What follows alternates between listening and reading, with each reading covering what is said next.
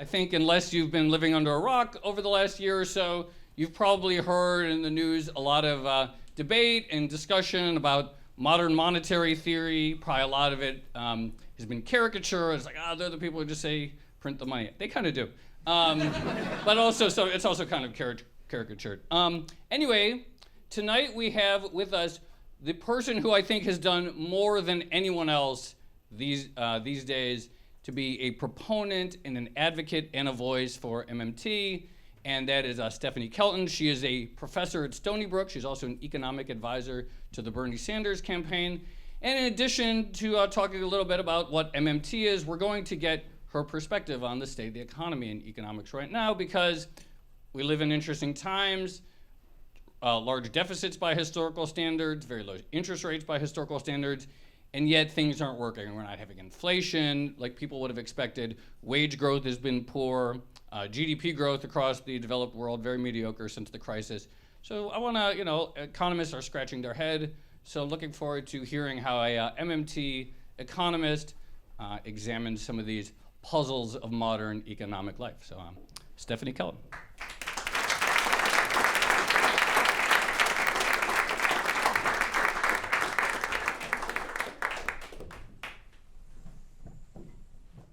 Whoops. I'm breaking stuff. What do you say when people say that about MMT? They're like, oh yeah, just print the money. Well, it's you like, just said it. I said backstage. No, I said it. I Is said that right? I'm out of here. What do I say? I don't know what else to say except, what we've been saying for now 2 decades, and print the money. I thought it just started in the last couple of years. You guys have been at it for a while? We've been at it for a little while, and as far as I can tell, none of us has ever said MMT is about, printing the money, but it gets shorthanded that way, right. And it's like nails on a chalkboard. Every time I do an interview now, I sit down and I say, okay, we're going to do this on the understanding that you're not going to run a story that says MMT is about printing money. And so we do the interview and the headline reads, economist says print more money, Okay, I'm nothing I can do. I'm going to take the bait in that case. What is MMT about, and why has it suddenly sort of exploded into maybe not entirely the public consciousness, but certainly this demographic? Well, it's like the impossible question to say, what is MMT about? Because it's a group project that started more than 2 decades ago with maybe a half a dozen economists in the early years producing scholarship on questions from, the Eurozone to trade to Social Security to government finance to deficits to the, it's this enormous project. So there's no way to just say, this is what MMT is in like a sound bite. But I think most people, when they think of MMT, they think of it as an analytic framework. So it's we're macroeconomists. So it's an analytic framework that tries to update the lens through which we understand the monetary system and the policy options that are available, I guess, in the post-Bretton Woods, post-gold standard era. And so we're basically saying, look, there's policy space that has opened up around us since we have gone off of the gold standard or fixed exchange rates, and we're not taking full advantage of that space. We could be doing better.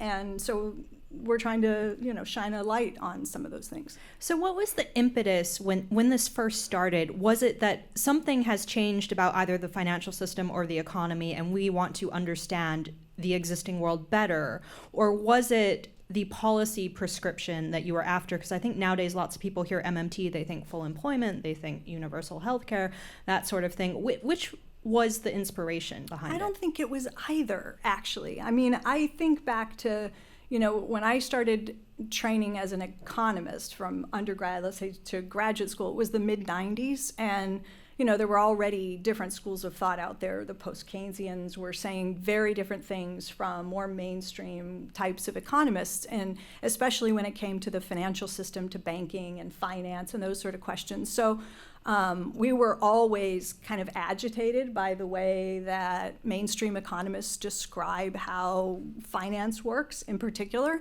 So we had a different narrative set up from the very beginning, but then with MMT, I think it started evolving as we started to think differently about the role of taxes and the relationship between money and taxes and state finance. And it kind of opened up around the question of launching the euro. I think, really, because we were looking at countries that were making a decision to abandon their currencies and adopt a common currency, and that sort of, I think, sparked the broader interest.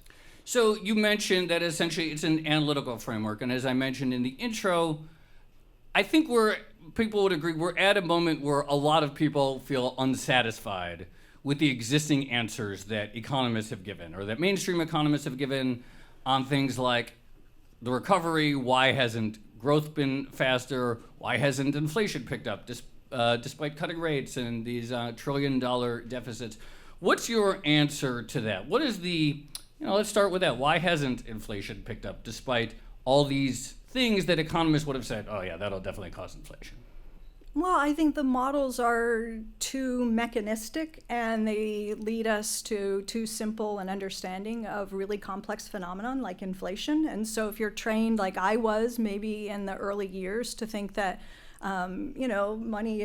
inflation is something that happens when you print too much money, or the Milton Friedman, inflation is always and everywhere a monetary phenomenon. So if you see central banks doing things like QE, and people say quantitative easing is printing money, and printing money leads to inflation, then we all come to expect that. If you believe that inflation automatically picks up because the labor market gets tight, and your model tells you that tight labor markets working through a Phillips curve sort of relationship lead to pressure on wages that then lead to increased pressure on price. It's basically the models are too simple, and we have too much faith in them. Well, actually, on that point, because I get the logic of this idea that, okay, unemployment falls, and then workers have more bargaining power, and then that leads to higher wages, and then they have more purchasing power, and so on. What is the conceptual flaw? Because we haven't even really seen robust wage growth by any stretch, even though the unemployment rate is below 4%. So just like breaking it down, like why does even the most simple, seemingly logical idea that low unemployment would have all these positive effects on prices, why does that not even seem to be working? Well, I think most of it has to do with one key phrase that you just used, which is bargaining power. And how is bargaining power exercised? Through unions.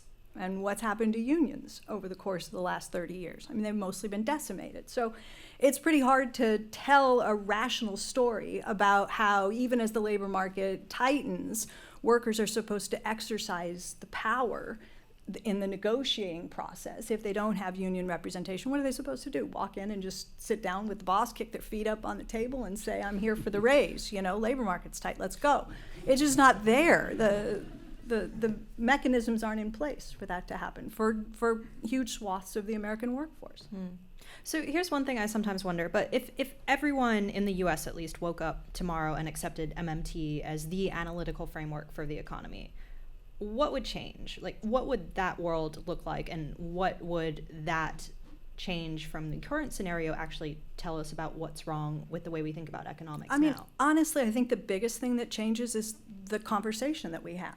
I mean, if we had a better set of lenses and we were able to see more clearly, the nature of the space around us, the monetary system, the way it works, I just think that a lot of the questions we ask today and a lot of the things that we presume stand in the way of Congress passing legislation that would do something more ambitious, like, well, we can't because trillion-dollar deficits, or we can't because China has all this debt, or we can't because look what happened to Greece, or we can't, right?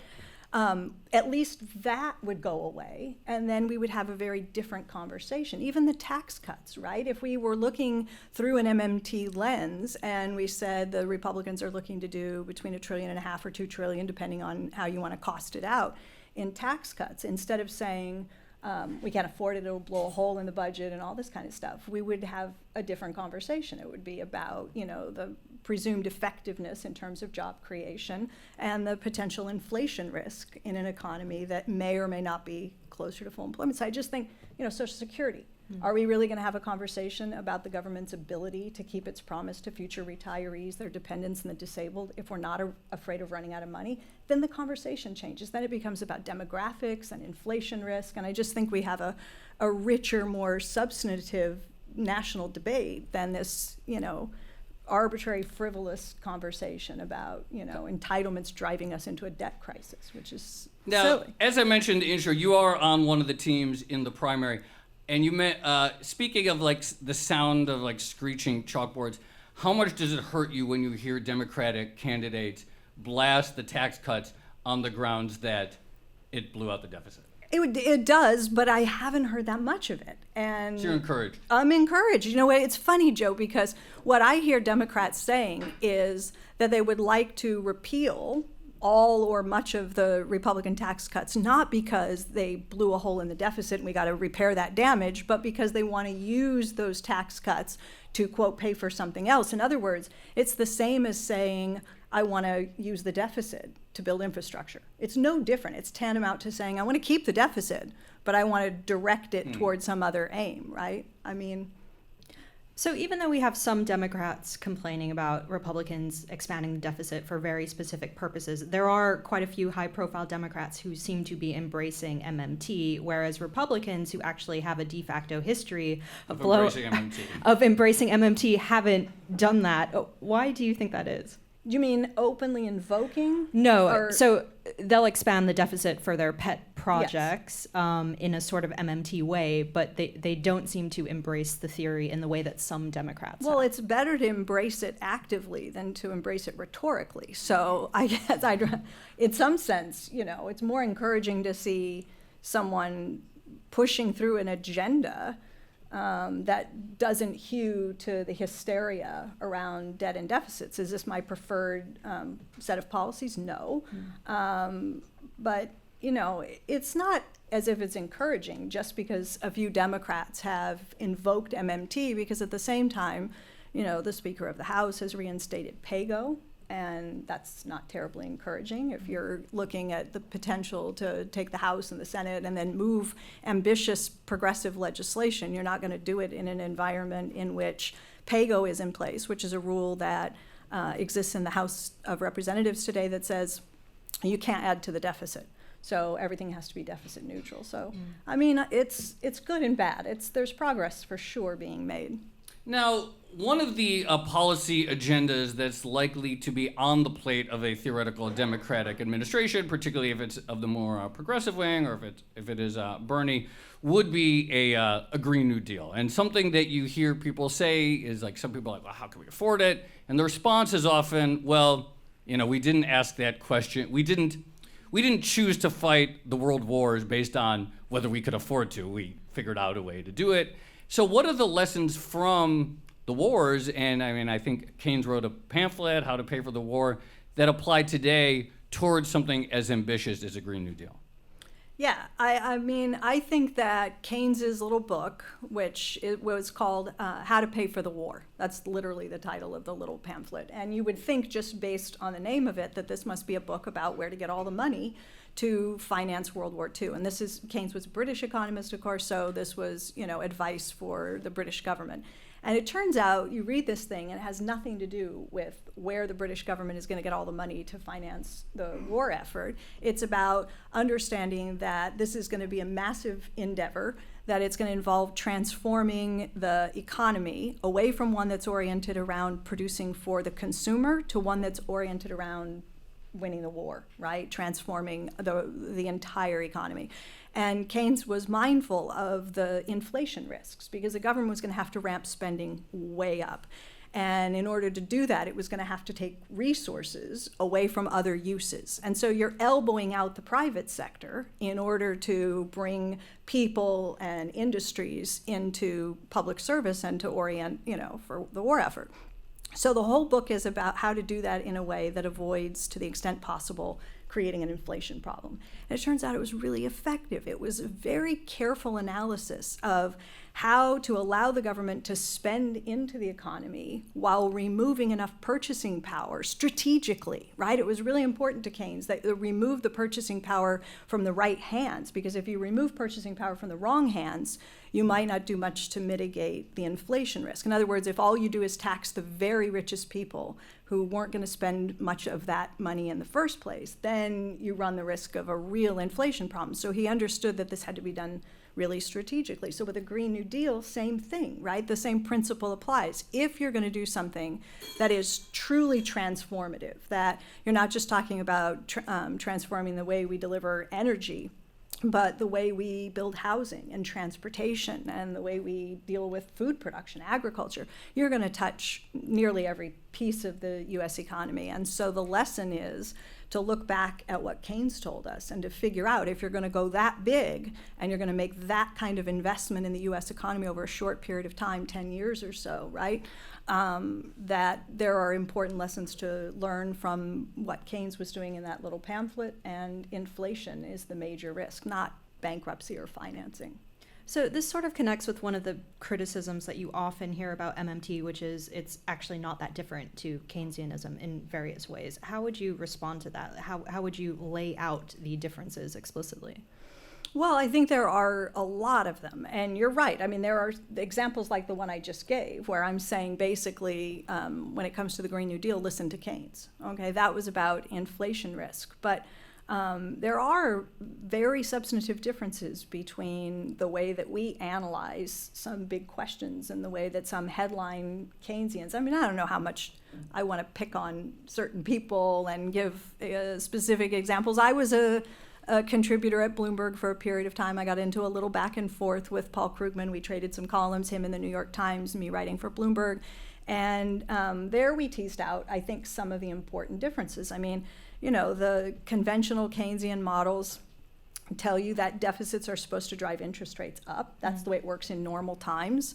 And that when the government increases its deficit, it has to increase borrowing. And as it borrows more, that gobbles up private savings that are no longer available to finance private investment, leaving companies with fewer resources to invest. And so investment goes down. And as investment goes down, you get a slower growing, more lethargic economy. MMT, this is just one example. But MMT says, no, hang on. Deficits don't gobble up savings, they augment savings. If the government spends $100 into the economy and only taxes $90 back out, we label that a government deficit.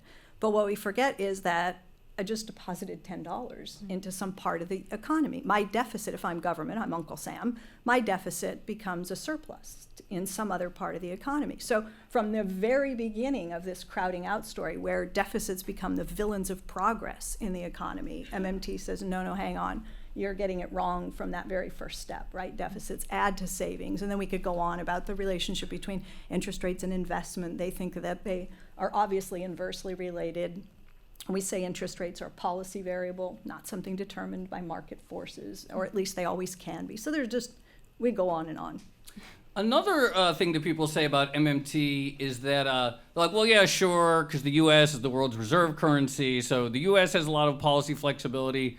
Other countries don't have it. But I don't know how much you were paying attention. We were talking about Argentina. What is the sort of MMT, if you were, you know, if Mockery had brought in you instead of the IMF and said, what should I do to make my economy more stable, what would have been the MMTers' advice? Well, I mean, I think the last discussion was really good and very much on point in many ways, in the sense that to the extent that you're able to avoid doing so, you should avoid borrowing in a foreign currency. And not every country has the capacity to unilaterally just say, I am not going to the international markets at all. I'm only borrowing in my own currency. Some countries can't do that, but Argentina could do less of that, and that would be advisable for a start.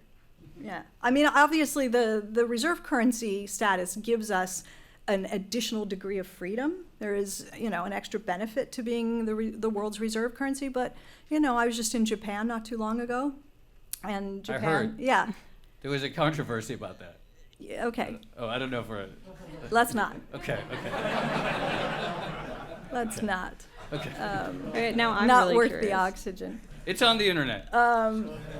But there's a country that is not the world's reserve currency that has a debt to GDP ratio, if you go gross terms, of like 240%, right? And I go over there, and the biggest question I got from all of Japanese press, everyone I talked to, how do we get inflation? What can we do to cause inflation? Like, they're desperate to create inflation. Their debt ratios, the highest in the world. Interest rates are right where the Bank of Japan puts them, at very low. Inflation's low. It's just, Wait, but before you go, I'm not going to say, I know we're not going to get into the controversy, but for those curious, I discovered through learning about this, there is a libertarian caucus within the Democratic Socialists of America. I didn't know that either. But if you Google some of those keywords together, you'll figure out what's going on. I had no idea. Tracy? Well, now I've completely forgotten what I Sorry. was about to ask. Now I just want to know about the caucus. Pick a topic. Well, actually, I was going to ask about some of the chaos that we've seen in money markets this week. And part of that was said to have been caused by this ramp up in T-bill issuance by the government, which sort of bled through into money markets. I guess I'm curious, how much does MMT sort of reflect on the existing banking system and regulations when it comes to gauging its own impact? Oh, I think that if you ask me what's the greatest strength of MMT, I'll be a little bit brazen here.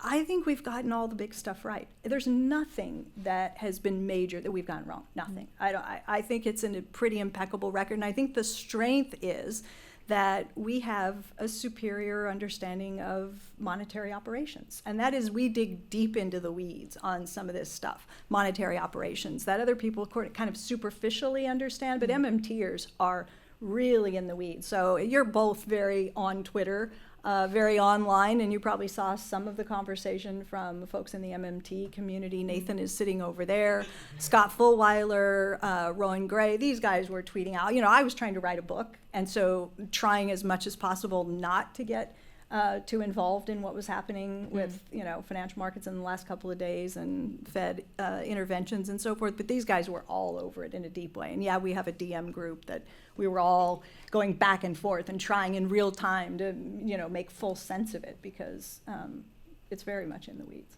Well, more generally, so we don't get too in the weeds on the operations of money markets and the repo markets, which I don't even understand myself. Just generally speaking, what do you make of sort of mainstream Fed policy? Do rate cuts stimulate the economy? It depends. It depends where you are and in which cycle, I think. So right now we've embarked on yet another cutting cycle. We don't know how long it's going to be, but since the summer, the Fed, for the first time since before the crisis, has cut again twice now. Is that the kind of action that you think could have a positive impact on the economy? No, not much. It's unlikely to do a lot of harm. If Warren Mosler were sitting here, he'd say they've got the brake and the gas pedals mixed up. In other words, Warren has for a long time, this is a sort of founding father of MMT, so for those that aren't familiar with the name, Warren actually makes the argument, and I think Randy Ray does as well. It's a pretty compelling argument if you actually do. I wrote a paper on this when I was a lot younger and published it, and there's some empirical support for the idea that central banks, when they raise interest rates, they think they're tightening. When they cut interest rates, they think they're easing. They think it stimulates the economy to lower rates. But in some countries where the debt is very large, interest is somebody's income, right? Bondholders receive interest as income. And raising rates as bonds are rolled over and interest rates are going up is tantamount to fiscal expansion. In other words, it's an increase in income, right? Interest income. So there is the possibility that raising interest rates has a stimulative effect. Now, against that, obviously, credit becomes more expensive. So interest-sensitive sectors like home buying and durable goods like automobiles and stuff, maybe people borrow less to buy a home or a car in an environment in which interest rates are rising. But to think that this one price in the entire U.S. economy, the overnight interest rate, the Fed's policy tool, one price, that if they just move it 25 basis points here and 25 basis points there, that they can steer this enormous economic ship called the United States economy is pretty much a stretch for me. So, but that's it. That's what we believe. That's what economists believe, right? The Fed, the dual mandate song, it will go through your head tonight, right? The dual mandate. The Fed's got a dual mandate, and they're supposed to use this one price and make these modest adjustments to bring about, a broad equilibrium in the economy where we get low inflation and high levels of employment and growth. So one thing we're hearing a lot about now, to the point where it's become a cliche, is that fiscal policy is the new monetary. And Joe and I heard this several times today alone. Is that the right direction, or do you worry that we're just going to assume that any form of fiscal stimulus is going to be the panacea that we've been seeking? Well, look, I think that, this is textbook stuff, right? There are two levers. If you're doing macroeconomic policy, you either pull the monetary policy lever, which is conventional policy, tweaking the interest rate, or you pull the fiscal policy lever, and that's taxes and government spending. And for the last 30 years, we have leaned extremely heavily on central banks, not just here in the US, but around the world, right? The central banks were the only game in town. Fiscal policy is that thing that sits behind the glass with the break in case of emergency cover on it. And central banks are supposed to steer economies, right? And that hasn't worked all that well for 30 years. Larry Summers says the last 3 expansions in the US were bubble driven. I mean, all 3, right? From the savings and loan to the subprime to the dot-com in the 1990s. So that's kind of how we do it. And now everybody's sort of waking up to this idea that there's another lever that we have to become more reliant upon. But does that mean that any fiscal policy is good fiscal policy and it all has good effects? No. It's got to be targeted. And we just have a few moments left, but I think this is one of the main things. They say, yeah, it makes sense that fiscal policymakers should run the show more often in terms of demand management, but then they look at what that means, and no one actually looks at DC right now and thinks, oh, this is a Congress that is capable of working with a president that could deliver anything meaningful in any period of time or timely manner. That seems like a real problem just from a practical standpoint, that it's all nice to say that fiscal policy is the lever that should be pulled, but that implies politics, for better or worse. How do you address that concern, that it's like, okay, maybe monetary policy is not that effective, but at least they could do something? Well, so I know how I would address it, by putting it on automatic pilot to a large extent. In other words, take the responsibility away from Congress to act in real time to make smart decisions with tax policy and spending, and to do that through a federal job guarantee, which is to say that in the last downturn, we were losing 800,000 jobs a month at the height of the Great Recession. And if we had something in place, a program in place to absorb workers into employment instead of allowing them to fall into unemployment, it would have provided a cushion for the economy to recover more quickly. So, Janet Yellen, several years ago at Jackson Hole, the big meeting that takes place between Fed officials and invited academics and others, she said we need to strengthen the automatic stabilizers. We need better automatic stabilizers, and a federal job guarantee is like turbocharging the automatic stabilizers we have today, and that's what I would do. Stephanie Kelton, thank you very much. Thank you for We've tried so long.